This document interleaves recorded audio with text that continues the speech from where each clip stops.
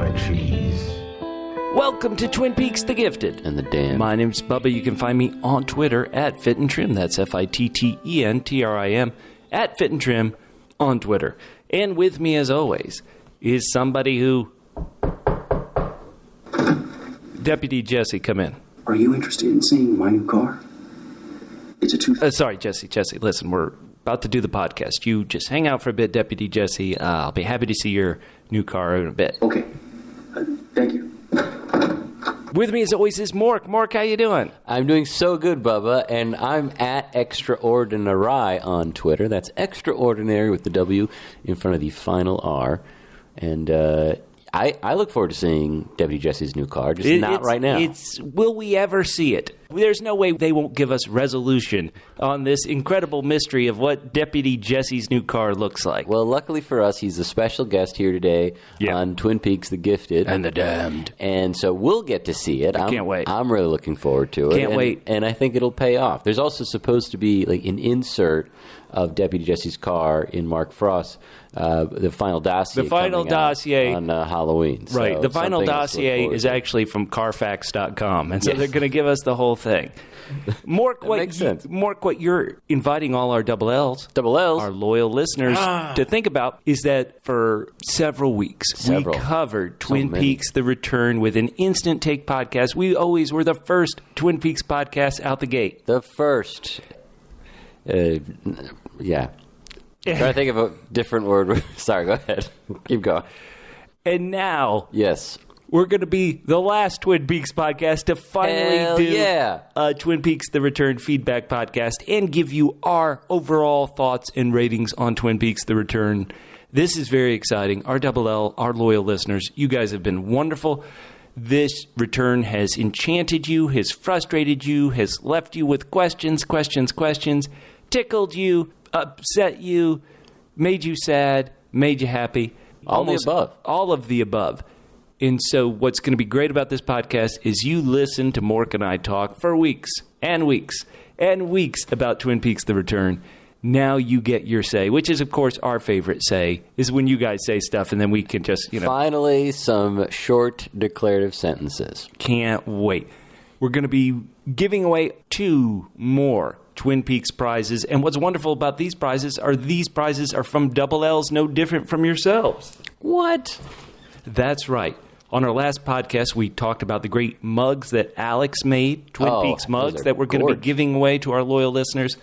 We also got a great iPhone case for an iPhone 7 Plus from loyal listener Allison. It is awesome. It has a picture of Gordon Cole on it, and it says the infamous catchphrase, here I'm reading it right now, fix your hearts or die. We'll be giving that away, too, to everyone who's been kind enough to leave us a written iTunes review and like our Facebook page, facebook.com/double P podcast. That's the word double, the single letter P, the word podcast, plural, facebook.com/double P podcast. We're going to be pulling them out of the bowl sometime in the middle of this podcast. We have 9 new iTunes reviews from Medicine Dog, CDX37, Joe Mersch, Sir Apricot, Merm CW, Sal TX, Deputy Drew, Hannah 3802, and Bashnet. We'll be reading those at the end of the podcast. But Mork, I think it's time to just get in and to hear what our listeners thought of the returns. And we're going to start off with just overall thoughts, and we're going to go for extremes. So we're going to go for the people who were loved and enchanted it. Then we'll read some feedback from people who didn't. And we'll just kind of toggle back and forth between the two. A true double L, somebody who's already won a prize. You've got somebody who loved it from Hunk Slam. Mork, what is their feedback? Okay, here we go. Stunned silence was my first reaction, and then an entire maelstrom of emotions and questions. But I'm jumping the gun. First reactions to Part 17, as everyone recalls, 17 and 18, Part 17 and 18 aired together. So first reactions to Part 17 were emotionally cathartic, even rewarding in many ways. The showdown, such as it was, gave some means of resolution, but Part 18 was the Lynchian ending that we knew was going to happen, and that we are all left with our own interpretations of what it all means. Good grief, we will be analyzing this movie for years to come. That is true. I never expected a conventional ending by any means. I knew there would be answers, but not so much that the mystery is solved, more than that the mystery is made clear, so we know which bits were significant and which bits were just things we are overthinking. But subversion of expectations have been the operative words throughout the show, both for the viewer and the entire plot. Cheers and sweeps. Loved it. That's very positive. So, that's the take that I think the creators, Mark Frost and David Lynch, would want people to have. Don't you? No. I mean, and I definitely lean that way. I mean, I have not gotten all the way through rewatching The Return, but I'm getting there. It's been 3 weeks. You haven't finished 18 hours in 3 weeks, Mork. I haven't. I've been recovering a little bit and trying to stuff parts of my noodle back into my miniature skull. So I haven't, but I will be, and I'm just trying to time it out so by the time the final dossier comes out, we can October 31st here in the United States. Yeah, so we've got some time, and it comes out here first. Does it break anywhere else first? Mork, here you are asking questions to me that you don't know the answer to, that I'm the Wikipedia page for. But you are the Nothing Wikipedia has changed. page. Nothing has changed, Back listeners. in mid-season 4. We are. All right. Boy, that was a lot of love. Let's go to the opposite side of the fence, because we've got some people with a lot of heat. I have a couple that I don't know which to read first, but here it kind of brings you and I, Mork, into this. So I'll go ahead and read Hans Steiniger in it. All right. Hans writes, Bubba, I feel your pain on the conclusion of Twin Peaks. ... So frustrating. I've been patiently waiting for it all to come together for some final payoff, that eye-opening aha moment, and it never came. Mork, your 9 out of 10 rating is indefensible. The deep character development, episodic cliffhangers, familiar scores, and mystical storylines really drove the original series and ushered in a new era in television. That's what made the original series so groundbreaking. The Return ignored all of those elements and set out to redefine what we understand as Twin Peaks. Sure, they threw us a freaking bone every once in a while. Big Ed and Norma, Audrey's Dance, Good Kid James on stage singing Just You and I. Good Kid James. But Lynch and Frost never truly dwelled in the elements that made their original story so captivating.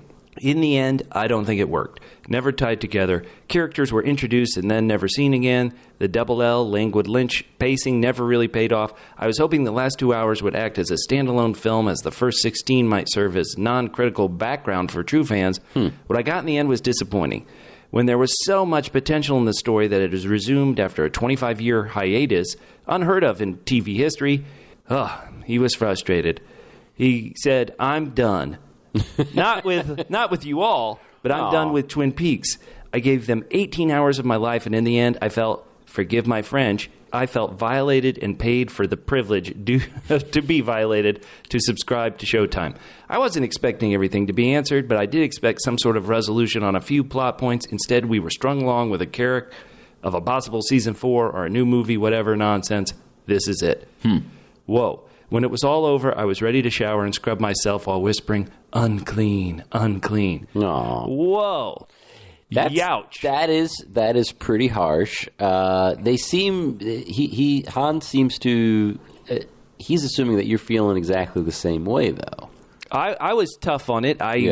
Will give my rating for The Return at the very end of this podcast, but my rating isn't a 0. It isn't a 1, just in case people were thinking it is. It's not at all so low. Okay, let's swing back positive. Here's one from Kevin. That's great. Good old, okay, this is from Kevin McGinnis, who is not only a gentleman, but also a scholar. Twin Peaks started by being about the death of a girl. As the show progressed, we learned that it was more than that, and Bob came to represent evil. He was never, though, all of evil by any stretch of the imagination. I never thought so anyway. Firewalk with Me made that even more clear. There was a longer history to all of this, and there were more characters in the Black Lodge than we had realized. This season took it to another level. Not only was the mother apparently a much more significant force for evil, if not the force of evil, but there wasn't even one clear reality for us to root for. The ending, I think, makes that clear. And that is where the true horror of the season really lies. What can be more disturbing than the realization that everything you think is important in this world really doesn't matter at all to the similar versions of this reality that exist? Whoa. Deep. Yeah. Deep, and Kevin. that's Well, no, I mean it's definitely the idea that none of this really matters. It doesn't. Don't even try. If nothing really matters, then our podcast is below that. Like, well, that we knew. We're lower than low if nothing really matters. That we knew. But yeah, that is a. That is a very real, and it is inarguable on one level, but I do wonder if it is in some respects. I don't. This is gonna sound a lot more harsh than I mean it to, but does it come as? It's not a cop out, but does saying that none of this really matters? Is that a cop out in terms of? And I don't mean in terms of what Kevin is saying, but I mean in terms of what the storyteller is saying. If what Frost and Lynch are saying, this doesn't matter anyway because there's so many different realities, there's so many different dimensions. For me, it takes away the stakes and the importance of any of them. So, okay.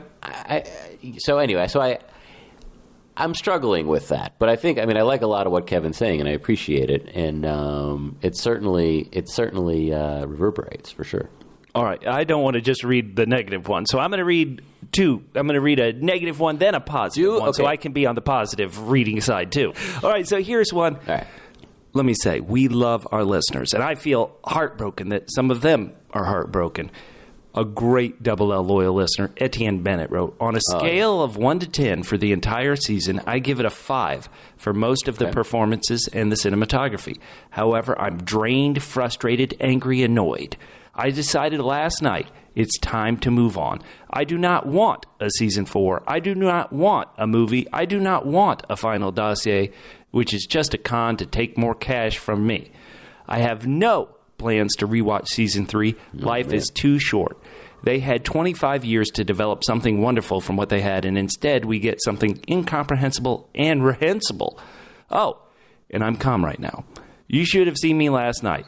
I called one of my friends I knew was watching, along with her husband, and she answered the phone with, "What the F?" We screamed for an hour, not at each other, but what we'd witnessed. We talked for 2.5 hours. Then we go onto the forums and have the sycophants try to polish this turd. Right, as part of 18 and declare those of us who didn't like it as morons, idiots, Neanderthals. I'll continue to listen to Twin Peaks: The Gifted and the Damned. But to paraphrase the ancient saying, fool me once, David Lynch and Mark Frost, shame on you. Fool me twice, shame on me. Oof. As far as I'm concerned, Twin Peaks ended with Season 2. Season 3 will fade for me, just like the Star Wars prequels and The Godfather Part 3. Non-existent. Whoa. Okay, so read the negative one. Sorry. Let's give people, let me say, we love everybody. We're not going to call anybody an idiot if you're as... Except for each other. Yeah, we will call each other, right. Well, because we got to be honest on this. Yeah, exactly. But people who love it, we're going to respect that opinion. People who feel like this, we're going to respect that as well. So let me say, I got to read a positive one. All right. Since I've read the first 2 negative ones, and we've got so many, I'm going to try to find my favorite one of the positives. Where is it? Are you interested in seeing my new car? No, Jesse. Jesse. It's a 2. Okay. All right. All right. Give us a minute, Jesse. We promise we'll see your car. Okay. Thank you.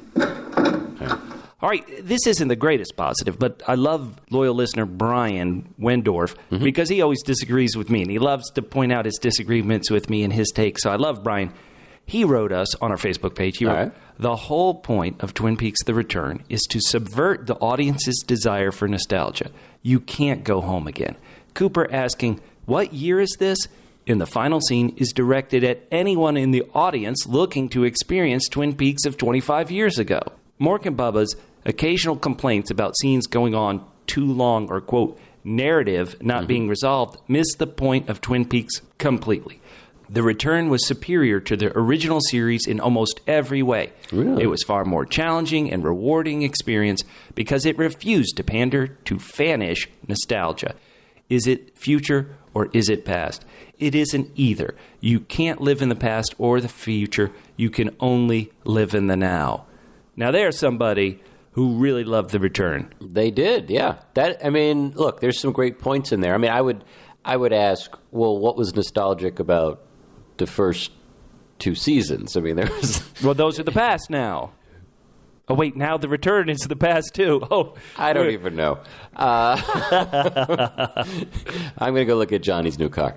No, so... Well, that's Jesse's going to be upset. He's going to say, why won't you look at my car? I'm sorry, Johnny. I mean Jesse. Wait, Johnny. Him too.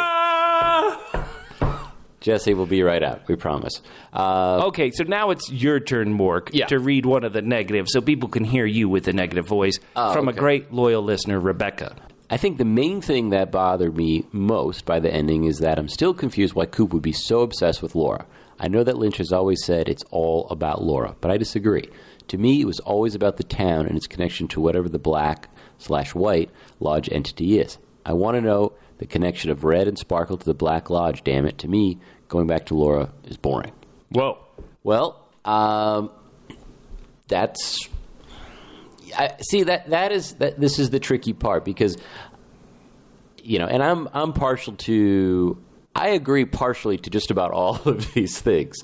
So the tricky part of, not focusing on Laura is, well then if we're focusing... I don't know how we could focus on Coop without focusing on Laura a little bit. And if we're going to... continue on, but I could see a way you could. But sorry, continue on. Well, just because of the fact that Coop has been, he has been stuck in this, in the Red Room, in the Black Lodge for 25 years with a version of Laura. Right. And so just because of that, and because of how he got into the Black Lodge in the first place, and obviously at that point Laura was gone, but he first met her. When he first went into the Red Room, he was there with Laura.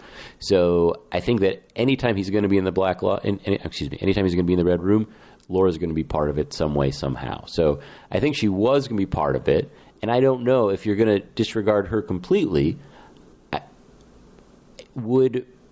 Could that story be more satisfying than what we saw? Really? I mean, a story could be more satisfying than what we saw. But for a lot of people who weren't satisfied, I don't see how removing Laura would make it any more so. All right. Well, one of the big things we're seeing in the positive and negatives is people who kind of take what the show's point is a bit differently. Mm-hmm.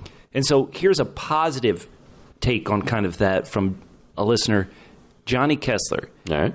Johnny wrote, regarding the finale, we did get closure on episode 17. A lot of the loose end, but not all of them. Okay. Johnny wrote, I foolishly expected a complete and satisfied ending with Cooper staying with wife and son and going off with Diane or dying. None of these endings would have been satisfactory, in Johnny's opinion. He writes, I think the ending was just right. The more I think about it, the more certain I am the return seems to have been about the struggle between good and evil. Characters were almost all pretty easily identified as one or another. And he uses Agent Cooper, the sheriff's station staff, the diner staff, clearly good guys. Not Deputy Chad. Well, he's trying to make it short and sweet. All right, sorry. He put Mr. C, his son Richard, Killer Bob, and many others clearly evil. Episode 17 tied up a lot of loose ends, and then in 18, Cooper just had to do one more good thing because that's who he is. He had to save Laura. As a result, he and she are stuck. The battle between good and evil goes on, just like it does for all of us. So that's how Johnny interpreted the ending. Yeah. And now, once again, just kind of we're trying to do equal time here. A different way to interpret the end is, let's go to another great double L, Thomas Clapper. We love Thomas. All right, here we go. My final thoughts about Twin Peaks: The Return are as follows. There were aspects that I enjoyed, but overall, it fell short of my expectations. The languid Lynch moments and pure heroin Lynch description as a whole is fine for a David Lynch film or intellectual property, but is simply not Twin Peaks to me. If it were, I probably would not have liked the original series so much. One other thing that kind of bothered me about The Return was how too much could be left open to interpretation. It is like it wants our fan fiction to do its job. In that case, immediately following the finale, Harry Truman makes a miraculous discovery and becomes joint sheriff again with Frank. LOL. With that being said, I did not hate the return. It just seems that the most talked about events, Judy, Cooper, Audrey, etc., were included in the first or last 4 parts while Cole, Mr. C, and everyone else was chasing their tails in between. Part 17 was without a doubt my favorite of the series. The Firewalk with Me sections were fantastic. Another favorite aspect of the series was the way Lynch respected the dearly departed cast, which now sadly includes Harry Dean Stanton. Yes, R.I.P. Harry Dean. In closing, I still love Twin Peaks and always will, but the return was too pure heroin Lynch and not enough Twin Peaks for this fan. I hope I see you, quote, I hope I see you all again. Every one of you, unquote, from the show. Thank you, Thomas. All right, we're going to read more people's general thoughts on the series, positive, negatives, and people in between. But I think it's time to see if we can find some common ground, see if we can find some things that people can agree on. All right. And so we asked you, listeners, who are some of your favorite characters? Of course, everybody had different answers, so maybe we won't get people to agree on this. Yeah, either. I don't know how successful we're going to be, but this is more easily answered, though, than what did we just see? Oh, good. For some people, sure. All right, so Rebecca, we just read something from her. She says, the more I see Dougie Coop, the more I want. So there's one for Dougie Coop. Love it, love it, love it. All right, Jennifer Engel says, best main character was Diane. Cool. Best minor character was Wally Brando. Heck yeah. Love it. Louise Forster. All of the Double C's Coop characters that Kyle MacLachlan has been phenomenal in playing. She loves them. But how can I not put Special Agent Dale Cooper at the top? It was genuine joy when he woke up. Oh, yeah. Oh, totally. Victor Lovecraft Anderson says, favorite character would be Doppelkoop. That's Mr. C, who we refer to. Hell yeah. Paul Meredith broke it up like this. Favorite new characters were people like Bill Hastings and Jane E. Okay. Favorite old character, Hawk, for being exactly the same. Okay. And Bobby Briggs for maturing like a fine wine. Excellent. Michael Maiello says, my favorite new character would have to be Frank. He just fits so well in the town. It was like he was there the whole time. All right, so we didn't have any agreement. Everybody was throwing out new people. All right. Was there a favorite character that you had, Mork? I think, watching the show, it was, and this is not going to come as a huge shock, but it was Mr. C. I really enjoyed it, and for the most part, he was being Mr. C to people who deserved it. So I really enjoyed it, but looking back on it and thinking about it in terms of new characters, it was really, and I'm going to call her new character because this is the first time we see her, was Diane. And she turned out to be a lot. She started off as interesting. She got more complicated as the show went on. She was really caught between good and evil, and I thought the performance was wonderful. And yeah, she was my favorite new character for the return. How about you, Bubba? Well, I'll get to mine in a sec, but the fact that your favorite new character is a tulpa, that says something, Mork. We're going to have to... It probably does. Let's sit on the couch with Dr. Jacoby, Dr. Amp. Let's do some research here. He's out getting more golden spray paint. I mentioned this an awful lot in our episodes reviews. I have to tie them together. The Mitchum brothers, my favorite characters, all right, brought me so much joy. If they had been in the return more, I wouldn't have complained a bit. Yeah. I lit up every time they were on screen, even in the beginning when they were hard and heavies and like beating up their man for letting Dougie Coop win all that money. Right. And so frustrated. I warmed to them. I didn't love them at first, but I definitely did warm to them as they grew on me for sure. All right, so if we didn't get any agreement between people with their favorite characters, how about least favorite characters? Maybe there'll be somebody we can all agree on in this list. Oh, I'm sure there is.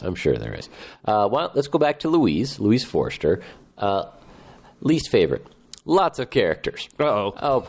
I could handle for 1 or 2 minutes some of the characters that showed up and some more frequent characters she didn't like. But what were needed for plot or kept me intrigued or led to other moments which she enjoyed. The 3 cops that were brothers were the least favorite. We're talking about the Las Vegas cops.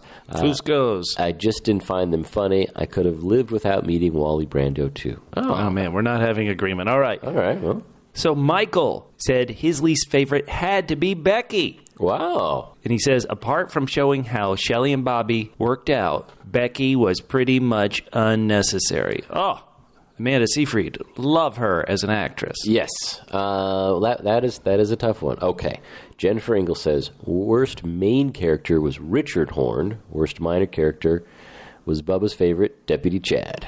Chad's my boy. You know what? Listen to me. When you are locked up, good luck with your favorite character, Mr. C. If he doesn't know about Mr. Strawberry, he ain't getting you out. My favorite character, Chad, I'm just like, Chad, can I borrow your new shoes? Wink, wink. I'm out of prison in a heartbeat. Hell yeah. Give it up, Chad. All right. Paul Meredith. Yes, Paul. Also gave us his thoughts. He said his least favorite new characters, anyone sitting in a booth at the Roadhouse, taking up valuable storyline time. Then he went, his least favorite old returning characters were Audrey and the hopeless Lucy and Andy of the first couple of episodes of The Return. Really? So that's interesting because I felt the same way in terms of Lucy and Andy at the beginning as Paul, but as we'd kind of hoped and prayed, some of that paid off towards in episode 17. Not all of it, but some of it did. So we need to give this wonderful iPhone case from Allison. We need to give that to Lucy. Since now she gets cell phones. We'll be like, Lucy, here you go. We should give it to her, but I think her heart has been fixed. So I don't think she really needs it like the rest of us. And so we're going to give away one of our prizes now to our double L's. You can ask for either this beautiful iPhone 7 Plus case, or you can ask for these beautiful mugs by Alex. And so our first winner will be from the USA iTunes Store. It's Mark Lax, another great double L. All right, Mark Lack. Huzzah! Go to our Facebook page, facebook.com/double P podcast. That's the word double, the single letter P, the word podcast, plural, facebook.com/double P podcast. Mark, give us a mailing address. Tell us which one of these prizes you would like. And I still think I have some Twin Peaks coasters with the Owl Cave symbol on them. So just tell us which one of those three you would like, Mark, and you are good to go. All right. Let's get into some favorite scenes and favorite moments. All right. My favorite scene was earlier when Deputy Jesse knocked and asked if we wanted to see his car. Oh, wait a minute. Let me look at these. Oh, these are people's favorite scenes or moments from the show, not from our podcast. Oh. It's a good thing. Because we didn't get any of those. Nobody bothered to write in and say their favorite new character, Mork or Bubba. But we'll keep doing the podcast until we do. So, so this is from Dan Gaudette. All right. Favorite scene moment, episode 8. Woo. Or, excuse me, part 8. All of it. Never have I seen such a transcendent series of images, from the shock of Ray outwitting Mr. C to the opening wail of My Prayer by the Platters. I will never be able to get that song out of my head. That's not even mentioning the Atomic Blast Bonanza. David Lynch and Mark Frost have really set the bar high for what should be considered good TV, or art, for that matter. Awesome. You didn't read the last line, Mork. Are you trying to appease your corporate sponsors? Dan wrote the last is it's not the penultimate sentence. It's the very last one. It is what even is young Sheldon? Double F's? Double F's. Failed Frankensteins. Okay, Joe. Do you have friends who work on Young Sheldon? Mork. No. Mork is always ashamed to admit that he worked on one of the most popular TV shows of all time. It's their shame, not mine. Okay, let's get to some more favorite scenes or moments. Somebody agrees. Here's agreement. Joe Johnson wrote, Cooper's "I am the FBI" line was his favorite moment, his most emotional moment for him.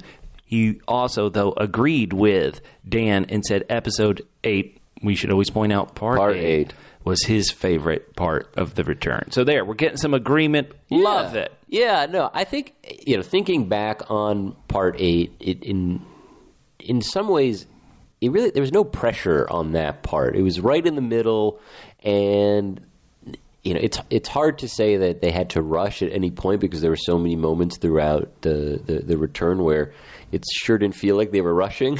But it sort of felt like, okay, this is one where Lynch is going to do his thing, and the rest of the show not be damned, but you know what, it's gonna sort itself out, and it was fantastic. I wish there could have been more parts like that, but I don't think you could have repeated that. I mean, it was really a singular part, a really singular experience. I mean, it's worth watching just on its own. Yeah, and as everybody who remembers my dual ranking for that episode, I thought it was great, but maybe should have been watched on its own. Yeah. I mentioned that Part 7, one of my favorite parts of The Return, had such narrative momentum. And Part 8 begins with narrative momentum in Ray and Mr. C fleeing the prison. And that halting of the narrative momentum was really tough for me. But that said, I agree with everybody that the experience for the rest of the episode was really incredible. Yes. All right, here's somebody who I love their favorite moment or scene. Drew Johnson wrote, "The lady in the car honking and screaming with the sick kid." Drew writes, "That scene made me laugh out loud." Oh, man. Drew, all right. Drew, dark sense of humor. I love it. I love that scene. I thought it was kind of intense and kind of like, what the F's going on? I didn't laugh, but I guess I could see it. It was the kind of scene I love from Lynch, I'll say. Yeah, I mean, now it is funny. But then I was waiting for, I thought, either Bobby was going to get hurt. I mean, it was a pretty tense moment, and then we're stuck on something. So I wasn't loving it then, but looking back on it now, and I have actually gotten that far rewatching it, it is a lot more fun the second time around. I love this one from Kevin McGinnis. He put his favorite scene with his least favorite character. And that is Stephen and Kirsten Hayward in the woods. He says they were amazing in that scene. Isn't that a fun twist? Like everybody with a twist on their favorite scene. Like, here's a character that Kevin hated, but he loved the scene they were in. Oh, wonderful. I wonder what Stephen is doing right now. I mean, he was so drunk, he probably would have missed. Right. He was trying to right. On the other side of that tree, Stephen's like, I screwed up again. On the other side of that tree, Stephen's thinking, better not put this on the resume. Mike Nelson's looking at the resume. On your skills, you put not killing yourself, Stephen. Good job. 3 failed suicide attempts. Louise Forster writes, "The arm wrestle. Dale waking up in that moment when he said, 'I am the FBI,' loved it. Lucy shooting Mr. C. I think I actually shouted, 'Go, Lucy,' at the TV. All right. And there was a moment when Diane is smoking and Gordon and Tammy come outside, and I think it was you guys, meaning Bubba and Mork, who noticed the door hit Gordon. Oh, that was definitely Bubba. And they were trying not to laugh. I had to go back because I'd miss it. All right, those are all great ones. Here's some from Rebecca. Rebecca, Dougie Coop and the Mitchum brothers scene when they were going to kill him out in the desert and he had pie. Here's another agreement, the entirety of Part 8. All Rebecca wrote, Audrey waking up in the white room / hospital. Boy, that had to have been a moment. That was like a flash. She put the Nadine and Ed goodbye scene. All right. Also, she's shouting out my favorite Lady Slots addict with her, "Thank you, Mr. Jackpots." Oh man, so great. That was those were all. And Audrey waking up, that was flash. A moment. Yeah, that moment. Yeah, building up to it. I'm still undecided, shall we say? Have you, in your rewatch, have you gotten to any of those Audrey and Charlie scenes, and have they played better the second time through? They have not played any better. No. Michael Maiello says, "I think the best scene was with Wally. I just loved Michael Cera's performance, his Larry's character, and Frank's reactions. And my favorite moment is when Laura finds Coop and he puts his hand out for her. Incredible." That's in Part 18 in the woods, and that was incredible. I think a lot of people are... Oh, wait.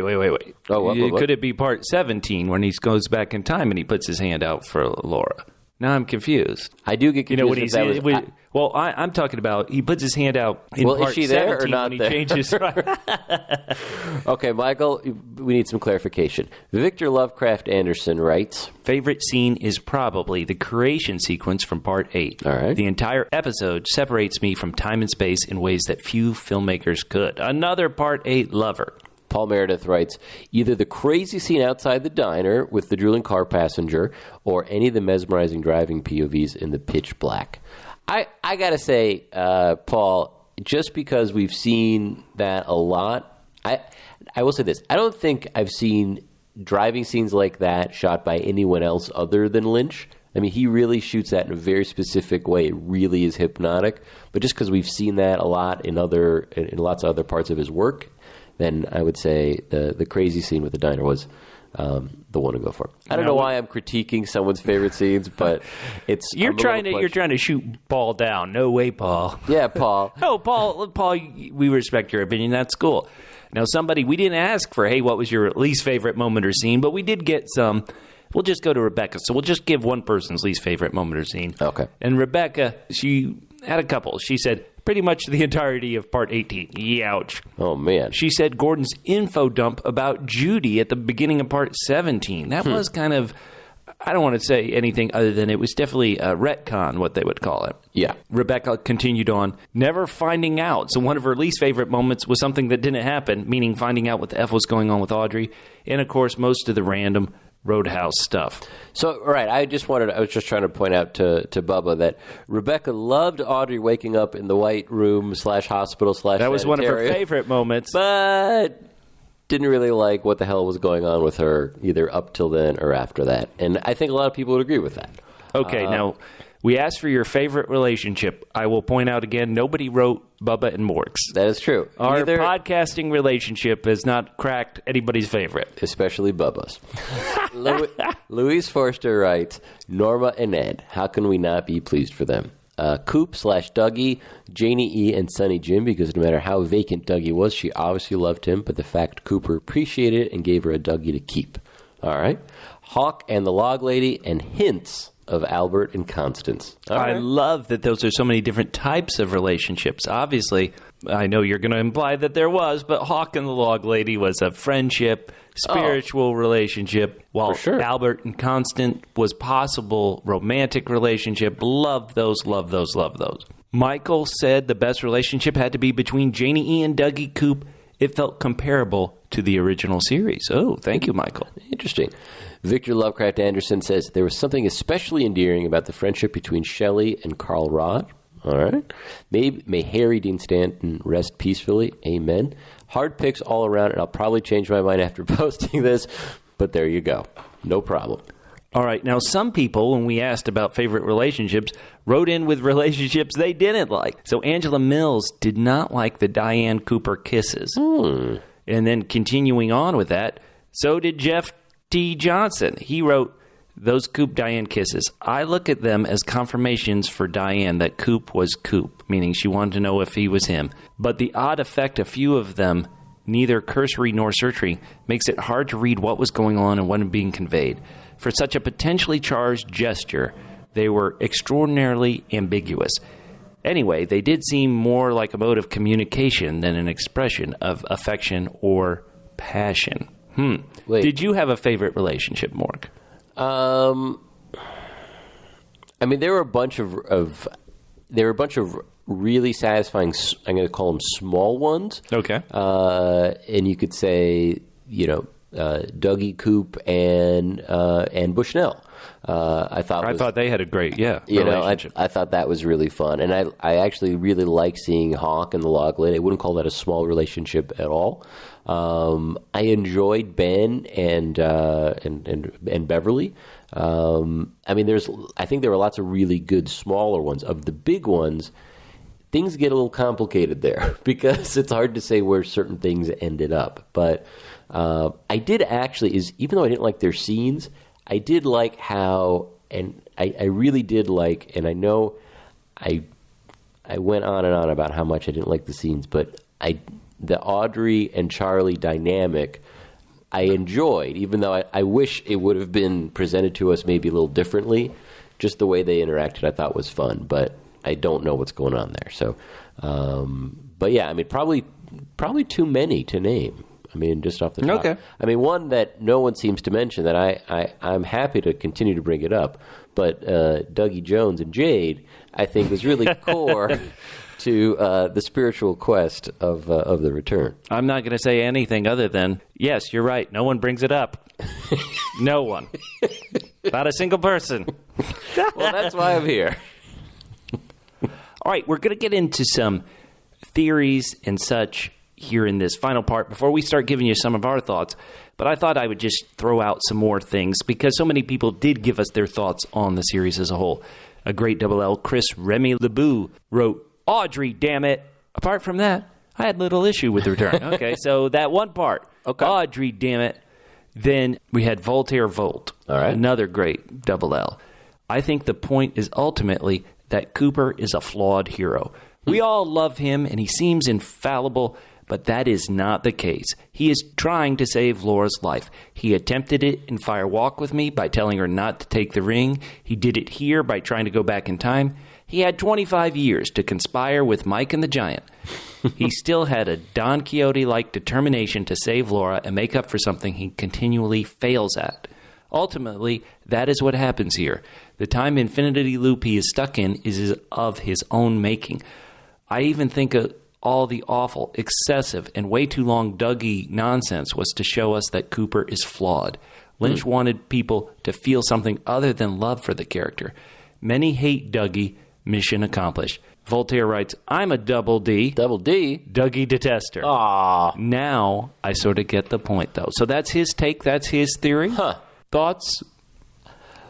None that I can convey in short declarative sentences. So what about you, Bubba? I would say that the fact that people do feel like there's meaning in the return, and for everybody it's different, is kind of a positive thing. And if you can find 100%. If you can come up with something like this, Voltaire, I think you must have loved the return, even if you didn't write the words "I love the return," because on some level, that is cool. Okay, so here's just some quick negative thoughts. I'm just scrolling through everything. Mark Fromm gave the return double R's. Double R's? Royal ripoff. Ooh. The entire season is summed up as the Talking Heads song "Road to Nowhere." Oh man. And then here was a great one that maybe we could answer, since a lot of times we've just been reading this feedback, haven't given too much of our own thoughts because we love your thoughts, listeners, and we want to give you the floor, give you the mic. But here's one maybe we could answer. It's a feedback question to us from Craig G. All right. Craig writes, why doesn't David Lynch care about my feelings? Well, that's an interesting question, Chris. I think he does, just not how you do. He's teaching you to appreciate them in a different way. How's that? Sure. Okay, good. Someone who may have tried to answer that on our Facebook page with a very comical thing is great fan, great listener, Brian Spinagle, who sent a picture in. He said, this scene is the key to everything about Twin Peaks The Return. One of these people is David Lynch. The other is you. Now, the picture he attached was from Fire Walk with Me. On one side of the screen, you see Good Kid James. The other side of the screen, you see the middle finger that Laura Palmer is giving him. That's kind of, I've heard the word troll used a bit. And this from some people who love it. I've heard the phrase frustrating from people who loved it. I heard the phrase tedious and mesmerizing from someone who said, oh, man, I love the return. Yeah. And yet using the word tedious seems a very odd phrase. But people did love this experience. Well, yeah. And you know, I mean, in this age of really, really well done television. I mean, one of the tricky parts of making a great TV show now is the fact that the audience, I mean, you know, at this point, the audience has watched television and movies their entire lives, and you know, not to mention read books and listen to records and you know all that. So and listen to every single episode of Twin Peaks: The Gifted and the Damned podcast. That's really where they got jaded. That's really where it gets tough to make a good TV show. So to try to surpass that is, I guess for me, it's more important that something swings and misses than gives me something I've seen, a dozen times before. Just doing a new show, but within a different time period, or with swapping the sex of a major protagonist and telling essentially the same story. We've seen a lot of that stuff. We haven't really seen anything like The Return, and I don't know if we ever will again. And that may be good, it may be bad, but I think it's worthwhile. So, you know, for me, I'm glad.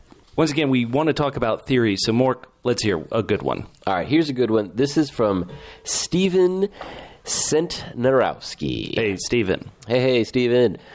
Steven is entertaining the theory that Cooper and Laura cross over to our reality, as in the world we, the audience, live in at the end of The Return. Okay. It would make sense given that the actual owner of the Palmer house answered the door. Also, take into account the whole Audrey get me out of here scene. There are a couple of other clues, but I'd love to know what you guys think of this theory.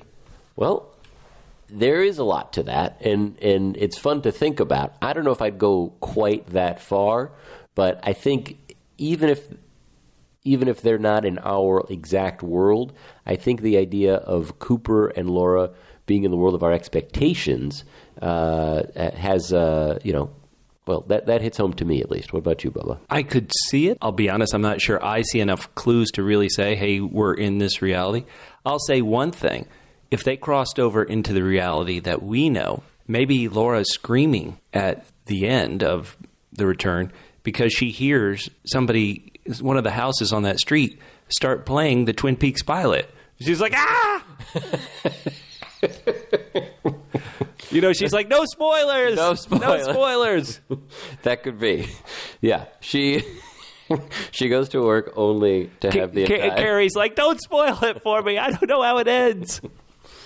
That's really funny. There's something similar to that. Yeah, from another theory from a listener, Clayton Webster, writes, it's all about the fourth wall. This may be a bit of a double S. Double S. Super stretch. Okay. But consider this, quote, mystery is the most essential ingredient in life. That's what the archivist writes in Mark Frost's The Secret History of Twin Peaks book. Jiao De means to explain in Cantonese. Gordon Cole says Jiao De is an extremely negative force, e.g. to explain or to give too many answers would ruin the mystery and the excitement of the story. Is he actually telling us, the viewer, this? I think so. Clayton continues to write, Cooper says, quote, see you at the curtain call. This doesn't refer to, quote, after everything's over. This is actually when actors come out as themselves and take a bow as characters. Gordon will remember the unofficial version as David Lynch. So another thought process of a fourth wall breaking. Fourth wall breaking is something that happens on a lot of shows. House of Cards. They break the fourth wall a lot. Every time Frank addresses the camera. Sure. Right. So what do you think, Mork? Another person implying that Twin Peaks has seeped out of our television sets, our glass boxes, and into our world. I like the thought of it, but if that can't be the point of the whole show, and so... Art's alive, maybe. I'm not saying I agree with it, but let's just follow this down the rabbit hole. Okay. Into the void, if you will. All right. So Lynch wants his art to live. It's theoretically living on in people who are trying to solve these mysteries, these unanswerable questions. Mm-hmm. I would say he wants us all to find the Billy in our life. And so, I'm your Billy. That's true. And I want to see you at the Roadhouse. I've got my coat. Do you have your coat? Nope. Do you? I'm not giving you your coat. But a lot of people saw this. If Jiao De is to explain something, and we know Lynch in some ways hates explaining stuff, but at the same time he'll explain, oh yeah, Cooper, Major Briggs, and I, we're looking for Jiao De. Right. So mixed messages, maybe. Well, a little mixed messages, but I think if the message is about don't focus so much on the resolution of something, focus on the experience of it, focus on the journey, not the destination. Okay, I get that, but the journey has to be then, it has to involve more than just questions. And why? Well, because do you see what I did there? I threw a question. Yes, I did. What if this podcast is nothing but questions? And that's a question too, isn't it? This is the feedback loop episode of The Gifted and the Damned. No, so I think it's a great thought, and I think it's something that should be part of the story. But I still think there needs to be a story. It can't just be a storyteller stating an opinion. And if that's all it is, hey guys, don't take the show too seriously. Well, then they didn't need to make 18 more hours of it. So No. They were very serious in what they wanted to accomplish. Are you interested in seeing my new car? No, Jesse, okay. It's a tooth. Yes, we'll see the car. Okay. Got it. Jesse. Thank you. Hi. Sorry, you were saying? Yeah, it's okay. I am thinking about that car. I almost got a new car, Bubba. Oh, I would love to see it. Well, not today. I'd have to go have sex with Linda and become a different person to see it in that world where you almost got it. Or where you did get it. In this reality, you didn't. You almost got it. So we'll have to see. A lot to see. Now, Sandeep Bhatia, I hope I'm pronouncing this, Bhatia, how about that? Sandeep Bhatia. Mm-hmm. Sandeep, I apologize, I'm mispronouncing your name. He went this way. Let's see how you take this, Mark. All right. He says, for both Cooper and Laura, they cannot escape or change their past, and in that sense are stuck in an infinite loop. Okay. That is the message that Lynch is trying to communicate, and the specific timelines in the end don't matter. What matters is that through different scenarios, the outcomes are the same. That shouldn't be frustrating as such, though I accept it's not satisfying. This is Lynch, influenced by Kafka, transcendental meditation, and Eastern mysticism, all of which we knew going in. And it was clear from early on that The Return was more than Fire Walk with Me, than the hokey charm of the original Twin Peaks. So is this the message of the whole thing, that everybody's haunted by the past, but because you can't change it, you need to live in the now, a.k.a. this person's implying an influence from transcendental meditation in Eastern mysticism? What do you think? Yeah, I mean, I think, this ties into... I'm not sure if we want to get into this now in terms of our sort of final thoughts on the end. So do we want to... Oh, well, let's hold off, because I feel bad. We had so many great people writing us. Ryan Wheeler, his thoughts on The Return, he said, I found it really enjoyable as a whole. There were just too many storylines, though, that he felt that were started and not continued. Mm-hmm. I didn't even expect them to be resolved or at least expanded upon. So there was just enough to theorize. Right. Angela Mills wrote, I'm actually okay with the ending. I was dismayed at first, but I made my peace with it. Now I would be okay with season 4, but if this and the final dossier are, it's still less maddening for her than the end of season 2 was for her. Yeah, I mean, I think that's fair, and I agree with that. In season 2 wasn't maddening to me. The end of season 2 wasn't maddening to me as much as it was horrifying and incredibly depressing. So I don't feel that way this time around. And partially because it's like, well, I made it 25 years with that last one, so this is, this one is not going to hurt as bad. But it's an interesting thought, the way that all these ended. But Firewalk with Me, that ending in a weird way is almost the most, I guess, uplifting of the three. You could look at it that way.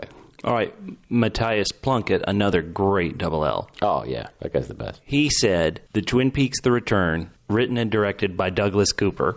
He said the parts were greater than the whole. Okay. And I love this, which he put. He said, respecting the artist's vision, it was what it was for better or worse. I didn't buy the high volume of loose ends or plot points that went nowhere. To me, it felt like a squandered opportunity to revive a beautiful world by replacing a Rembrandt with a Rothko. It may have been art, but I ended up caring so little about the outcome, it left me incredibly cold. Ooh. Yeah, I mean... So that's another negative one I'm trying to find. All right, so let's keep bouncing back and forth. Let's have another positive one, Mork. Okay, this is from Greg Fifield via Facebook.com. It's a small website. You might have heard of it. One of the great things about this show is it's open to interpretation over time because the lens you see life through changes, your thoughts on meanings change, so without moving, the show constantly evolves. So looking through today's lens, here's how I see Part 18. Early on, Laura is pulled out of the lodge, and in Part 17, Laura is lost in the woods. Does her being lost in the woods result in her never having been in the lodge at all? After all, if she didn't die and go in, that throws everything into question. Because the lodge exists out of time, people in the lodge can still remember her presence. Suppose when she was snatched in the woods, she was put into a pocket dimension for hiding by Judy, out of sight, trapped in her living body, stripped of all memories. In this way, Laura is now powerless. Or perhaps Laura is trapped in a dream of her own making. Either way, Cooper is now on a mission to retrieve Laura for the lodge/fireman, to add to the level of difficulty in getting Laura out of this mess. Whoever goes in experiences loss of self. This also explains why Laura herself has no memory of anything before. She's been in there a long time. Cooper loses himself the longer he is in, but what he retains, maybe because it's always been there, maybe because he spent 25 years watching, is Mr. C, the flat tone, the walk, the attitude to do what it takes to stay on mission. We spent part of this last hour with Mr. C as well as Cooper. It took both of them to go in and get Laura. If you watch the end again, you very clearly hear someone from the house call Laura's name before she screams. Side note, that was Sarah Palmer calling Laura's name. Or was it Jaude, Judy calling? Well, we don't know. To me, that scream indicates she is now awake. She remembers everything, and seconds after the screen goes black, she's back in the lodge. So, in one respect, Dale had succeeded in bringing Laura home. Do you agree with that? Well, there's a lot to unpack there, and I'm not sure. I'm not sure I got all of what he was saying, but the idea that Laura's home is the Black Lodge is rough. It could be, and I'm not to say that it's. I'm not going to say that it's not, but that is. In my mind, that's a pretty bleak way of looking at it. Okay, let's burn through. Not to say that it's wrong, but it's real bleak. Let's burn through a couple more. Okay, just people's general thoughts. We've got Brev Foggy wrote. All right, she wrote, "I let go of any hope of answers after part 8. In retrospect, I don't know how I feel about the return. I definitely like parts of it, but seeing the conclusion, I don't know what to think." Heather wrote, "The true Agent Cooper showed up briefly at the end. We only had a handful of scenes with him before we lost him again to Richard. As much as I've been obsessing over this show for half my life, I just have trouble wrapping my head and heart around the world of Twin Peaks without Agent Cooper. Seeing a character who is always the smartest man in the room turned into Dougie, then into Richard, is heartbreaking. That being said, it always made me happy when we saw original characters. I also thought Big Glass Box was very cool. I wish I'd seen more of it." Sadly, a couple more negative ones just to end up with. Philip wrote, "I enjoyed parts of part 17 and 18, but it made the 18-hour film as a whole thoroughly disappointing." We had Watto's Deal. "My conclusion with watching the new Twin Peaks can equate to playing a game with someone who constantly changes the rules, leaving you confused, frustrated, and far from being entertained." Christine M. wrote, "The return was more of a service to the creator himself. His success was, in my opinion, briefly amazing us by giving us the outcome we would have never expected, only followed by self-serving moments throughout." She uses as an example making Gordon Cole the key that begins to wake up Cooper. "And leaving so many questions unanswered, explained away by this is future or this is past, I, for one, could not care if it is the future, past, or current. The return seems to be a divide between two minds. It swings from completely, almost too easily giving fans with certain answers and certain character outcomes, only then to go towards random, disconnect, abstract, unanswered storylines, plots that we believed we should be invested in only because it was what the story was leading us to believe. We did not expect an answer to who Mr. Strawberry was, but come on, all those other character stories. Some say because of the better scenes and moments, it does not diminish or ruin what they did not like or understand.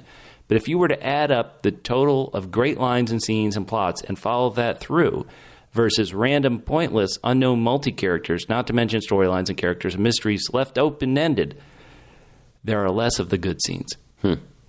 She writes, "I hope this is the end of the series." Wow. Whoa. I mean, yeah, that... I feel that pain. I really do feel that pain. But... we want you to keep downloading and listening. Absolutely. No, I feel that pain, but I think for me there are enough positive things, and the things that are positive are interesting enough to make me to keep thinking about them. There have been times in other shows that, we all watch and we all love, and Bubba and I, you've talked about this in other places, where, I remember after watching an episode of a real famous show where I was just like, I'm out. They did not need to do this. Game of Thrones. Sansa's wedding. A lot of people, yeah. Yeah, I was just like, this is completely pointless. It has nothing to do with, they completely changed who the 5 different characters were to accomplish this thing that was really pointless. They only did it to make me angry. F these guys. And now I kept watching, of course. But that really effed them. Yeah. Haha. So, but I do know what it's like to be frustrated by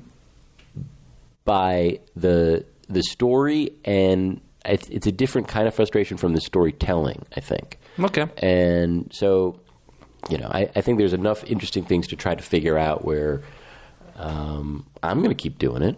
Should we give some stuff away, Bubba? Yeah, we're going to give away another wonderful listener a chance to just, first one to write us on our Facebook page and tell us what you want between these beautiful mugs I believe we tweeted out a picture that Alex gave us this sweet iPhone 7 Plus case that Allison gave us, and these Twin Peaks coasters. Go to our Facebook page, facebook.com/Double P Podcast. Mork, go ahead and pull a name out of our next winner. Okay. All the way from jolly old United Kingdom, Wheezy UK. Wheezy! Oh, fantastic. Tell us where to send it, and we will get it sent, and you will enjoy it. Wheezy, you're moving on up to be a prize winner. To the east side. All right, so we have held off. Mark, we've held off. We've kind of said little things, but I think it's time. We used to lead the podcast with this. Yeah. But for Twin Peaks: The Return, what is your ranking out of 10? Out of 10. For me, it really is an 8. Yeah. I think it definitely wasn't perfect. It definitely was not perfect, but there are so many things. What is perfect? Well, your hair. Yeah, that's basically it. I didn't mean to cut you off. Continue on. No. It's imperfect for sure. There's a lot of things I disagree with, vehemently. But I think that just the fact that they took something that is still so dear to me and didn't make me feel bad for holding seasons 1 and 2. And Fire Walk with Me, I mean, I have mixed feelings about it. But the fact that I still hold seasons 1 and 2, I mean, they did something so markedly different from it where my affection and joy and admiration for the original is still there. It is undiminished. I appreciate a lot of the new stuff, but they took me on a much different journey, and they didn't try to just recycle what was good about seasons 1 and 2. They did something very different, very unique, and it may not have succeeded at all times, but I think it added to the experience as opposed to just try to repeat it. And that was really important to me. Cool. Bubba? Yes. What about you? Well, I titled our podcast about Fire Walk with Me. I titled it, It's Okay to Not Like Fire Walk with Me. It is. And I gave it that title because in the Twin Peaks fandom, there's some people who love Fire Walk with Me so much that if you point out some of the flaws that I see, right, like they're like, how dare you, how dare you. Sure. So when all is said and done, I'm going to give Twin Peaks: The Return 5 double S's out of 10. Double S's? Solo stars. Wow. Meaning that when I look at Twin Peaks: The Return, all 18 parts, okay, I think about half of it was good, engaging, thought-provoking, brilliant. A lot of it was brilliant, of those 5 stars. But then about half of it wasn't. Yeah. And so it's like the black void around stars. Right. And so how did I come to this 5? Mork, you helped me with that. You're welcome. Part 17 and 18 aired together here in the United States, probably everywhere in the world, aired together one night. The day that it was going to air, in the morning, Mork, you sent me a text and you said, "Who do you think Linda is?" ? I saw that text and you're asking about Linda and Richard, who had been mentioned in part 1. And when you sent me that text and I read it, I realized I hadn't spent a moment of time thinking about it. Oh, no. I had thought about it zero amount of time. Why? Why had I, somebody who Twin Peaks, the original series, is my favorite show of all time, why had I not been trying to solve these mysteries? Because I love mysteries. Sure. And I started thinking about it. I was like, well, why didn't I get wrapped up in the dream that so many people were wrapped up in? And everybody who loved this dream, I'm so glad so many people did love Twin Peaks: The Return and get wrapped up in the dream. And I was thinking, why wasn't I caught up in this dream? And it was because so much of it, maybe like a dream, was so random.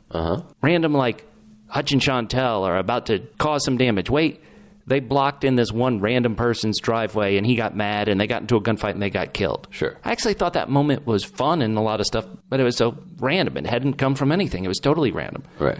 Random like Killer Bob. Killer Bob, the first 2 seasons in Fire Walk with Me, builds up to be this awesome, ultimate bad guy, this great thing. Yeah. Killer Bob, how in the world can we defeat Killer Bob? It's a question at the end of one of the best episodes of Twin Peaks there was. You know how we can beat him? Some random guy's going to be given a magical green glove. But he had to come all the way over from the other side of the Atlantic. Right. Random like Mr. C. Okay, he's gotten out of prison, but the car they're in is being tracked by the good guys. There's a tracking device. Oh, wait. Mr. C just happens to have some magical device where he can type in another car's license plate and the tracking device goes to it. Huh. Random, like, Dougie Coop's going to go into a casino. Okay. And, oh, wait a minute. Random slot machines are going to have this symbol over them where, oh, okay, I go to this one. Sure. Okay, I go to this one. Sure. I go to this one. Sure. Random or Mike directing Dougie Coop? I would say dreamer versus somebody who ain't dreaming. I think that you're getting to a point I'm actually going to get to in a bit more. Okay. A bunch of stuff was just random. So many people would say, well, that's a bit like life. Well, you know, some parts of life I'm going to give a 5 out of 10 to. It felt like you're either in the dream or you're not in the dream. Now I want to go to this thing to build on that point you just made, Mork. Yeah. The original Twin Peaks is my favorite show of all time. It's the reason why this podcast exists. And if you kind of think about it as a whole, this won't come as a shock to, I think, any of the listeners. But Twin Peaks, the building blocks of it, are built of a million things. My favorite show of all time, of course, the building blocks of it are things I really, really love. Mm-hmm. I look at my shelf of Blu-ray and DVDs, and it's all filled with stuff that has that infamous narrative momentum I always talk about. Like, ooh, where's this going to go? Where's this going to go? It makes you sit up on the edge of your seat. I love shows with narrative momentum. Everything in my shelf, you're like, oh, yeah, that's like a story that goes, you know, maybe it starts slowly, but builds. Lynch and Frost, they want to give their new version of Twin Peaks The Return, and it's their freedom to do it. But when you have scenes like a French woman taking 4 minutes to leave, or suddenly, okay, now we're going to watch somebody sweep for 2 minutes, even if you like those individual moments, it's once again killing the narrative momentum. Mm-hmm. Listeners might be thinking, Bubba, can't you like a show which has a more leisurely, meandering pace? And I would say I do. I mentioned Rectify before on the podcast. I just think Rectify does that kind of meandering pace and slower pace better than The Return did. You know, if you look at my shelf, you'll look at so many things that build to great climaxes. You know, like, oh, this is a great climax. This is a great cliffhanger, like Cooper getting shot or Audrey in trouble, like from the original. But look at everything on my shelf. It builds up to this great point. All the episodes, all my TV things build up to a great point. Lynch and Frost, they want to try something new, so I don't want to be tough on them about that. They want to end a lot of times not building to a great climax or cliffhanger. They're building to kind of a mood or a moment like these random Roadhouse scenes. Once again, people say, oh, Bubba, can't you like kind of these collages? And I would say, well, one person's collage is another person's dead-end stories. I've seen collages I like. I go to Richard Linklater's Slacker, which was a whole movie which didn't have a point. It was just, okay, look, it was a bit like a whole movie of the random Roadhouse booth scenes. Right. I just think that did it better than Twin Peaks The Return. I always talk about Twin Peaks, the original series, was filled with interesting, quirky characters. Look at my shelf again. That's all you're going to see.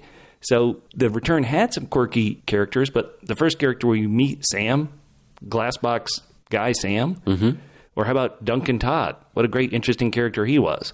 Or Tammy Preston, who actually, in my opinion, feels a bit more interesting on the page in the book than she did in the show. And then people like Thomas Clapper said, Doppel Coop in the original series, the guy we would call Mr. C, he comes out of the Black Lodge and he's a Joker type, meaning in front of Harry and Will Hayward, you know, he's kind of still, he's kind of static, he's kind of mono, you know, kind of a dead character. But then he goes into the bathroom and he starts laughing and he's kind of a Joker character. And so, okay, you know, that's kind of interesting. I loved that moment. Yeah. As much as we all hated Bob being in Cooper. Where here in the series, Mr. C was a one-note character. He was a shark. He was a fascinating shark, but he was a shark. Dougie Coop. I loved Dougie Coop a lot. But Dougie Coop, he had maybe a few variations that Mr. C didn't have. You know, Dougie Coop could be sad or a moment, or he could be happy for a moment. But a lot of times, Dougie Coop was kind of a blank baby slate, where compare that to the original Agent Cooper, the original series, you know, I just prefer one over the other. And they would say, well, can't you like kind of blank slate characters at times? I would say, look at David Mamet's The Spanish Prisoner. That's one of my favorite movies of all time. And the lead character is this kind of blank slate. I just think the blank slate had more to work against in that, and so I just enjoyed it more than The Return. So The Return just kept doing things that went against what my favorite stuff is, and then the stuff that it decided to change and do, not that it did everything bad, I just always found other things that did it better. And so those 5 stars, you know, those 5 stars, when you're talking about Cooper, I am the FBI, or you're talking about the comedy of Candy and the Mitchum brothers, or you're talking about the shark, Mr. C, in those moments where he presented real menace. Those are stars. I'm glad I had The Return, but so much of the rest of it was the blank void of space, was too random. Like, here you're given a magic gift that, okay, you got a problem? Okay, here it's solved. Richard Horn, what's going to happen to you? Oh, you're going to be zapped because Mr. C backstabbed you, and so your story's kind of cut off. Once again, people can see, those story collages and love them, and I respect that opinion entirely. For me, sadly, too much, what one man's story collage was this is a dead-end story. Why should I care? This seems like a half-baked thing.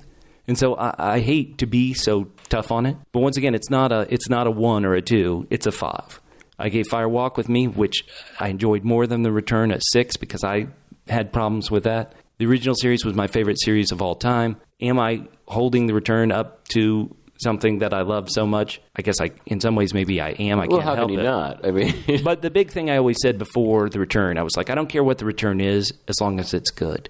I would think about half of the time The Return was good, great, or wonderful for me. Yeah. The Dougie Coop stuff in Vegas, because Vegas was, of the areas, my more favorite space. That wasn't really Twin Peaks in any way, but I did enjoy the Vegas stuff a lot. Mm-hmm. And so I've rambled on too much. I'm sorry. No, I mean, I think, yeah, I mean, everything that you're saying is valid, and it's not that I wanted to see more moments of, French date slowly leaving, or someone we think is named Billy sweeping, or I think that was Bing sweeping. Another another full length Nine Inch Nails song being played. I mean, it's not that those things I found to be particularly satisfying. It's just the moments that really worked, whether they were small moments like Dougie Coop, crawling towards the electric socket and jamming the fork in and electrocuting himself, or, so much of episode 8 where just visually it was, how many movies have we seen that feature similar types of imagery, whether it's, just an atomic bomb blowing up, but seeing it in that way. And I've never really, Dr. Strangelove is probably one of my favorite movies. My favorite movie of all time. And you certainly think about, gosh, the absurdity of how powerful nuclear weapons are, but I never had the appreciation for what they are and current events notwithstanding, until I saw the way that, Lynch presented it. So it's not that there weren't moments of where I got no satisfaction, or it's not that there weren't moments that really, irritated me. Charlie and Audrey, a lot of those scenes, I liked a little bit of their bickering, but I didn't need 5 minutes of it at a time. Okay. But the moments that worked for me worked so well and were so satisfying that it really pulled it up. Just to piggyback on your comments, Mork, it feels like you were in the dream. I've listened to another podcast, I'll call them out, Peaks TV.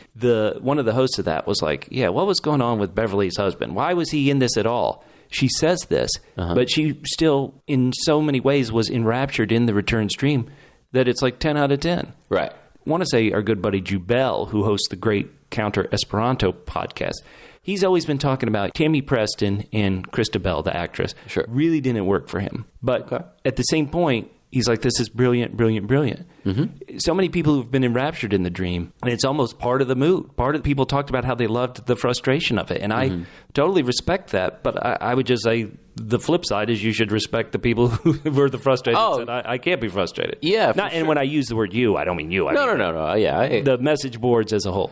No. I feel you. And I think, one of the things, and we've talked about this a little bit before, but sort of looking back on it, it does really strike me how, both these guys are, they're as good as they get, from a craftsman perspective, from a skilled perspective. And so I don't believe that this was an occasion of these guys try to do something and well, it may not have worked for me, but I believe that they created exactly what they intended to create.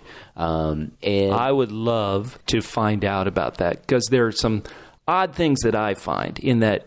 Apparently, at the Twin Peaks premiere, now I have not researched this myself, but I read it online from several people, there wasn't a single photo of Frost and Lynch together. Huh. Frost, when he would be asked about The Return beforehand in some interviews, he'd say, well, I haven't seen it yet. Really? And then Lynch, when they ask him about either of Frost's books, he's like, no, I never read it. So there's this odd thing going on between them. It feels like to me. I hope not. I hope they're got a great working relationship. But there could feel odd these moments. There could be, and what we're seeing could be the result of overcompensating for one person being in charge at a moment, or the other person pulling it one way and then the other person pulling it back the other way. I think a lot of the way that they told so much of this story made it harder for that story to really stick. We talked about how they, one of the great tools that any storyteller has at their disposal is, wait for it, anticipation. And they, because of the way that they stopped and started, who do you think that could be? Are you interested in seeing my new car? Listen, Jesse, Deputy Jesse, one of the best things we have is the anticipation of us seeing your car. So wait just a bit, buddy. We've been thinking about it this entire... Tomorrow's fine. Okay, great. Thank you. But the way that they stopped and started, and it made it really hard to, number one, just manage all of the different things that were happening, because things were happening in multiple locations, multiple storylines, multiple dimensions. So there's a lot to keep in mind in terms of, well, we don't know how. You talked about blank slate characters. It's impossible to know how a blank slate character is going to react to anything because they're a blank slate. Mr. C, I would say, sorry to cut you off. I would say that Sam almost didn't react to certain things. I'm sorry, who? Sam. Oh. When I was talking about blank slate characters, it wasn't just that we knew nothing about him. Sam, half the time, it didn't even seem like he was especially aroused by Tracy, who's throwing herself at him. Right. Well, I think so I was thinking blank slate character in the sense of, Dougie Coop. Who is just, okay. It's a person who looks a lot like Special Agent Dale Cooper. However, we really don't know how. So in terms of how other characters could possibly impact them, we don't know what to expect. And so the storytellers aren't getting to use, one of the most enjoyable parts of storytelling, which is anticipation. And so everything that we're seeing is really... not everything that we're seeing, but so much of what we were seeing throughout the return is really encapsulated in just that very scene. That scene that we're watching isn't part of a larger story. That scene in and of itself is the entire story. And pulling all those things with you together, it's a really hard thing to do. You were talking about my text to you. Well, gee, who do you think Linda is? I'd thought about it on occasion throughout the show. I hadn't thought about it every week. But I thought about it when I intentionally was thinking about, well, gee, what should I be thinking about? And that always, they really talked about Richard and Linda.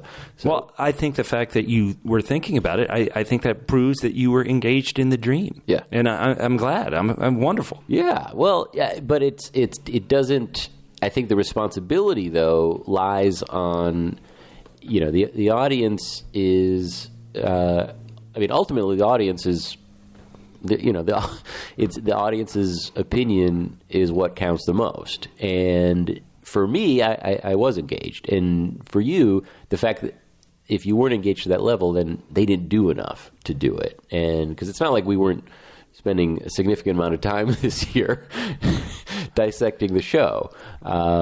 So anyway, let's. Well, I just want to piggyback and say that you were exactly right, Mork, when I was saying, say no more. When I was saying it's so random.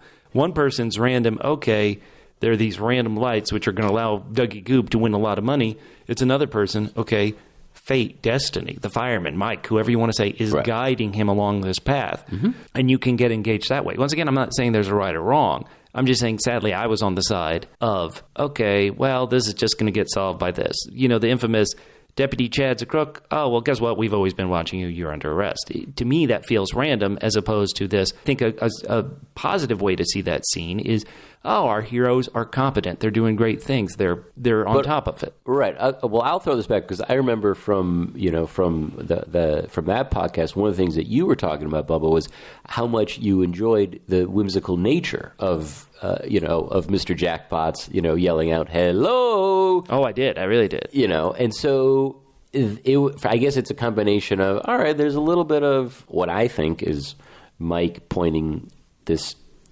person in the right direction, plus getting to spend a little bit more time with a version of Coop and the way that he's a fish out of water in this casino as much as he was a fish out of water when he first showed up in Twin Peaks. He was a different fish, and it was different water. He was a fish out of the percolator. He was, oh, poor Jack Nance, we love you. Should we pause for just a minute and throw some shout-outs to some of our double L's who took some time to leave some written reviews on iTunes? We're going to have to. Some wrote some really long things. Some people wrote some really short things. We're going to get to these 9 new iTunes reviews, all from the USA iTunes Store. First up, a nice long one from Medicine Dog, who gives us a double P. Double P. Perfect podcast, 5 stars. What a great podcast. I was listening since I knew the show was returning. I love the theories and stuff I didn't know about the show. I hope you all are doing well. What a crazy last episode. I could see people freaking out and disappointed with the last episode. I think it actually ended on a good note. And so here is his theories. Oh, this is great feedback. It's not only an iTunes review, it's a theory review. Oh, thank God. Laura Palmer is not the same person in Twin Peaks after she dies. Laura Palmer that we know went to heaven in Fire Walk with Me. The Laura Palmer we see in Twin Peaks is Carrie Page. That's why her arms bend back, because she was pulled through time. In the Black Lodge of our universe. That's why she screams, because she's being pulled through a loop over and over again in the Black Lodge. That moment in time reflects on the Lodge in sequences. They never possessed Laura since she put on the ring in Fire Walk with Me. They killed her instead of possess her, so they drag another Laura from another dimension, a.k.a. Carrie Page. The mother of the abomination is the cricket that went into Sarah Palmer's mouth in order to imprint her daughter to Bob. Bob is the flea of the mother of the abomination. His job is to create misery and suffering, which is why she allowed Leland/Bob to poison her while Leland/Bob did their thing. In order to create Garmin Bosia, pain and suffering for Babylon to eat and stealing Mike's share, Bob had to keep killing. But his pal Mike, who was a spirit from the lodge, not a part of the mother of the abomination, killed with Bob until he saw God represented, and then he cut his arm off, a.k.a. the man from another place. The sound at the beginning of the season in the White Room is the cricket Babylon, which invaded the alien ship in order to find Laura.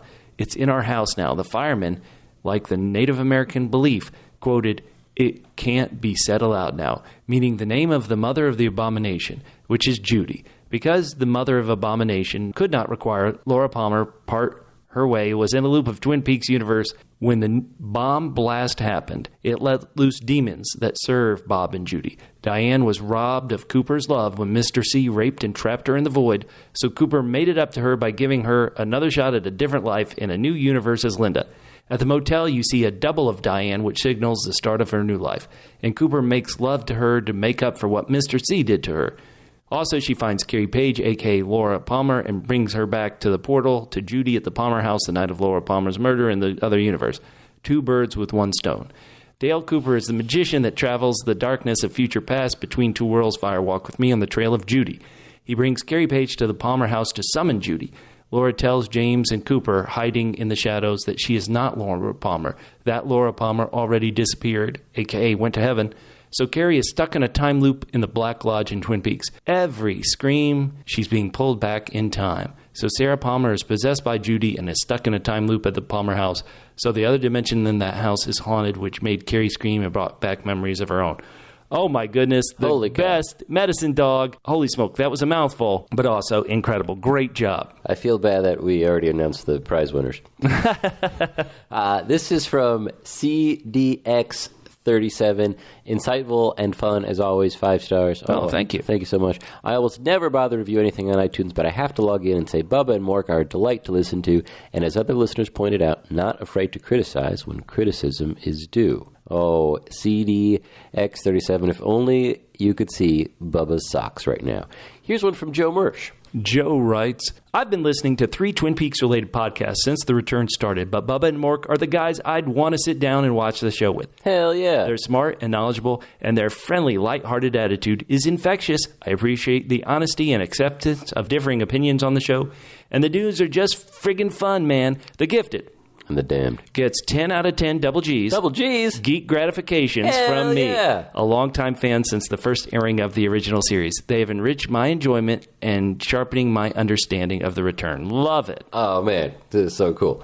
From Sir Apricot. Untitled. 5 stars. My favorite title of all. Meow. Meow. Meow, meow. Meow, meow. Okay. Here's another one from Merm CW. All right. Okay. Pretty annoying. 2 stars. Oh, it happens. Finally, somebody understands us. Finally, someone is honest. I've almost stopped listening to this podcast several times due to Bubba. Me. He's so rude to Mork. Aw. His voice is morning radio obnoxious, and he doesn't seem to like Twin Peaks much. Okay. The whole double L, etc. joke also makes me cringe. I keep listening because occasionally Bubba allows Mork to finish a thought, and we get some insight and slash analysis. Oh, that's not true. Bubba never cuts me off, number one. And a lot of the time, I thought... So moving on to the next review. No, Bubba! I want to say, let's really go meandering if we're going to go meandering. All right. He's talking about my morning radio voice. I always tell this story. So I went to the University of Georgia, and who was in college with me? Ryan Seacrest. Holy cow. Ryan Seacrest. I don't think Ryan Seacrest finished at Georgia, but we were both journalism majors, apparently. I didn't know him. But at the time we were in college, we were both on the air on radio guys. Hilarious. I was on the college station, but also on Magic 102, the latest hits, greatest oldies. Here's Wilson Phillips with Hold On, a classic. Oh, it is a classic. Ryan Seacrest was on like an Atlanta station. You know, I'm in the small college town. Yeah. He's on an Atlanta station. He's big time already. Now he's hosting American Idol and Live with Kelly. Okay. I'm doing a Twin Peaks podcast in my kitchen. Hell yeah, Bubba. Epic fail. High five. I'm going to go walk in traffic. I'm going to have Deputy Jesse's new car run me over. Hey, just as long as you're not run over by Richard Horn. And then, it's a win. And then I've heard from several people they get sick of our little alliteration game. And I'm going to go ahead and meander and tell that story as well. Do it. So I got into podcasting because I wanted to start listening to something other than music. I went to podcasting. The first thing I looked up was Twin Peaks. I ended up being a guest on our friends, the Twin Peaks podcast. They're a bunch of Canadians. I was a guest on one of their shows. Then I got into Podcast Winterfell. Some people on Podcast Winterfell were like, Bubba, you should do your own podcast. So I started the Joffrey podcast about Game of Thrones. The first episode of any podcast, you're always like, ugh, that's kind of rough. And the first episode of the Joffrey podcast, it was okay, but also it was kind of rough. So I think to myself, I need more things. There's got to be more things. So I thought, every week I'll do something. So I thought, okay, the second episode, I go, one of the things I'll do is I'll act like, in Game of Thrones, there are all these experts, and they always know the books, and they know all these things. So I was like, okay, so one of my bits I'll do this week is I'll say, it's something we in the Song of Ice and Fire community call a double this. Mm-hmm. And then when they'd ask me what that means, it would be something completely stupid, and I'd show myself to be a moron and silly person. Yeah. But the point was just to do it for one episode. Then the third podcast, I hadn't come up with anything, so I'm like, I'll just keep doing it. And then at a certain point, everybody wants to get in the game, and now it's driving people batty. It is. It drives us just as batty as anyone. Yeah, listening. But you know what? We're going to stick to it. All right, let's burn through the rest of these iTunes reviews you guys have been so kind to give us. Here's one from Sal_TX. Quadruple B's. Quadruple B's.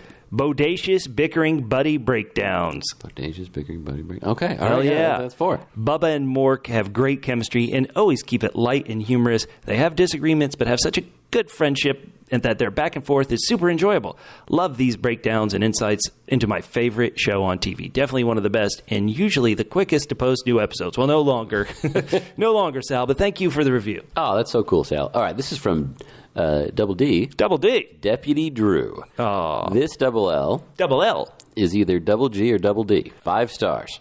Okay, this is going to be fun. I've been a double L. Double L. For double M. Double M. And find myself double R. Double R. My podcast feed for each new episode. I'm not sure if that means I'm double G. Double G. Or double D. Double D. But I'm fine either way. The hosts combine Double H, banter with Double D, of each new Double P. Double P. Their older episodes are also worth a listen as they go far behind your Double R. Double R. Seriously, check it out and see their Facebook page for an annotated version of this review. Oh, man, that's so cool. Oh, yeah. All right, here's one from Hannah. Hannah writes, I will miss this podcast. 5 stars. Hannah, we're still here. We're still Hannah, we're here. We've got some really exciting things that we don't want to jinx, but we got some really exciting things coming up. This is not the last Gifted and the Damned podcast. And we're going to cover Mark Frost's The Final Dossier as in-depth as we covered The Secret History of Twin Peaks. And if I could pat ourselves on the back, nobody covered it as well as we did. It's going to be a triple P. Triple P? Podcast per page.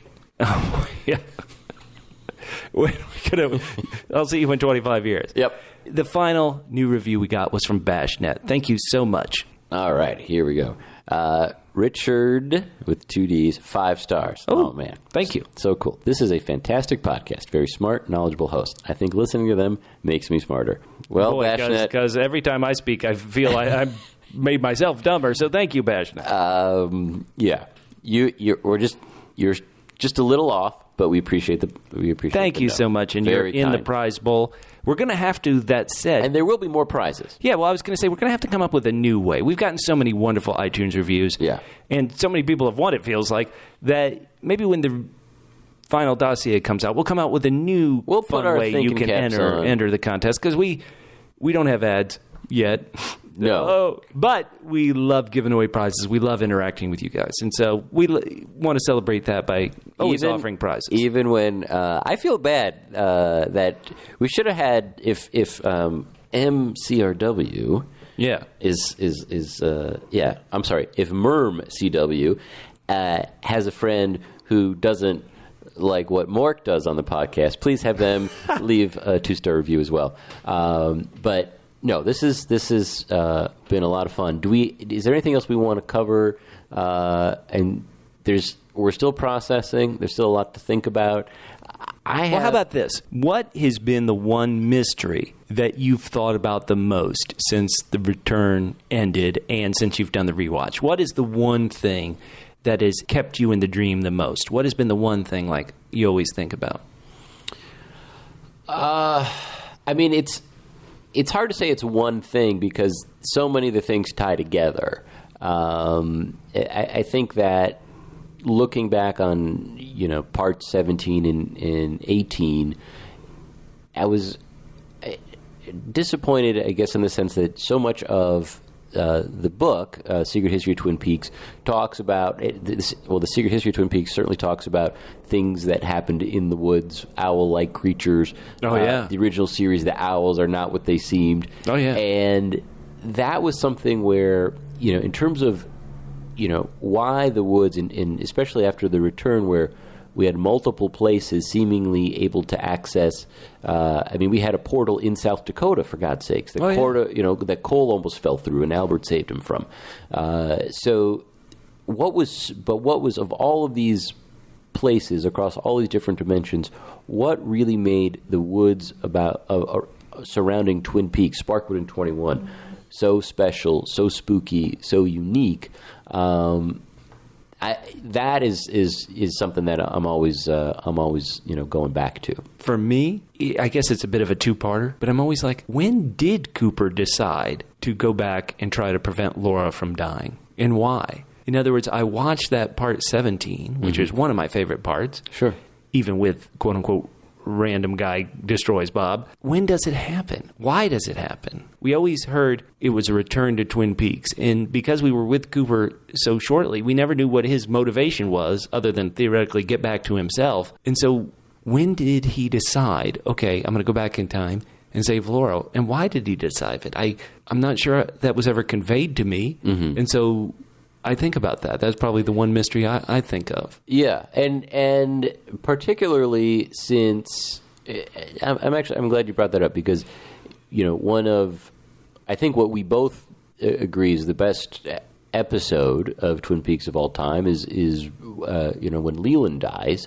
Yeah. Well, I'm always when Leland kills Maddie, but we're close. You're right. All right. Well, yeah, and but part of that episode is not just Leland being, not just, the real Leland, not Bob, but the real Leland, his soul being able to rest, but also Laura's being able to rest. And so yeah, the idea of like, well, gosh, why is he still trying to help her? If her soul is at rest, if after Fire Walk with Me she's gone to heaven, that is a great question. And Cooper, in the episode after the episode Leland dies, he tells Sarah Palmer about the vision Leland had of seeing Laura and the acceptance of everything. Yeah. And so it even though that was one of my favorite parts of Part 17 is suddenly we're back in time and Cooper's interacting with this old footage. I love that. But for me, I never understood where it came from and why. Once again, when did that decision come up? I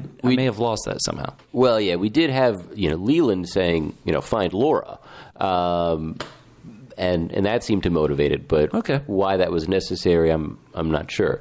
One thing that as far as the very, very end, in terms of when they're at the Palmer house and they're not getting the answers they think they should be getting.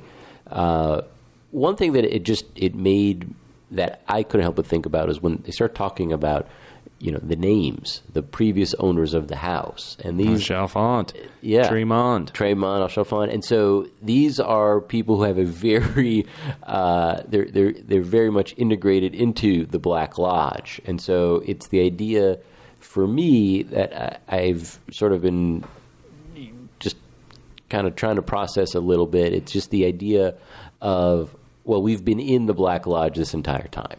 And, Coop and Laura are still in the Black Lodge. This house, it's owned by these people who control the Black Lodge. Coop and Laura are visiting them in another form, perhaps, but they're still there. And, of course, the last image that we see is Laura, whispering into Coop's ear, in the Red Room. So that is something that I'm going to be thinking about a lot. I'm still trying to I haven't done it yet, but I am going to try to build a little bit of a time chart using some of the keystones, some of, Mr. C's text to Diane and some of the back and forth of when certain things click. So can maybe, the show, if that story is a loop, then, it's a loop that's been fused together. So if you, unfuse it, then we can see a beginning, a middle, and an end of it. I haven't quite unlocked it. Can use all the help I can possibly get. Please help us out at facebook.com/double-P podcasts or on Twitter. You can find me, Bubba, at Fit and Trim. That's FITTENTRIM, at Fit and Trim on Twitter. And I am extraordinary with the W in front of the final R. Guys, we have some really fun things we're trying to make happen. Incredible things trying to make happen. Plus, as I mentioned, as soon as the final dossier is out, we're going to break it down the way it needs to be broken down. We're going to take it into the void and rip it apart and see everything it's got. And we're also going to post an image of Bubba's DVD shelf. So we're going to fact check this. That's right. We'll fact check it so we know if this narrative momentum thing actually is important to him. But this has been awesome. Thank you so much, guys. Thank you, Bubba. Thank you. And we'll see you next time on Twin Peaks: The Gifted and the Damned. All right, let's go see Jesse's car. This has been built up to be an awful lot. We need to see this car. I want to see the car, but I almost bought a car last weekend. The salesman told me there was only one left, and if it's the left, and if it's the left, and if it's the left, and if it's the left, and if it's the left, and if it's the left, and if it's the